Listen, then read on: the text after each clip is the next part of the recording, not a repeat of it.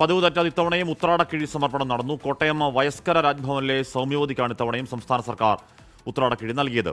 രാജ്യഭരണകാലത്ത് നടന്നുവന്ന ഉത്രാടക്കിഴി സമർപ്പണം പിന്നീട് സംസ്ഥാന സർക്കാർ ഏറ്റെടുത്ത് നടത്തുകയായിരുന്നു. ടോബി ജോൺസൺ, ടോബി, എങ്ങനെയായിരുന്നു ആ ചടങ്ങ്? എങ്ങനെയാണത് പൂർത്തിയാക്കിയത്? ഹാഷ്മി, ഈ ഓണക്കാലത്ത് ഒരു ചടങ്ങായി തന്നെ സംസ്ഥാന സർക്കാർ നടത്തുന്ന ഒരു പരിപാടിയാണ്. അതായത് ഹാഷ്മി പറഞ്ഞതുപോലെ തന്നെ പണ്ട് രാജഭരണകാലത്ത് രാജാക്കന്മാർ അവിടെ രാജകുടുംബത്തിലെ സ്ത്രീകൾക്ക് ഓണപ്പുടവ എടുക്കുന്നതിന് വേണ്ടി നൽകിയിരുന്ന ഒരു തുകയായിരുന്നു. സംസ്ഥാന സർക്കാർ ഈ രാജഭരണം അവസാനിച്ചതിന് ശേഷം ആ ചടങ്ങ് ഏറ്റെടുത്ത് നടത്തുകയായിരുന്നു. 14 രൂപയാണ് പണ്ട് നൽകിയത്. ഇപ്പോൾ അത് 1001 രൂപ ആയിട്ടുണ്ട്.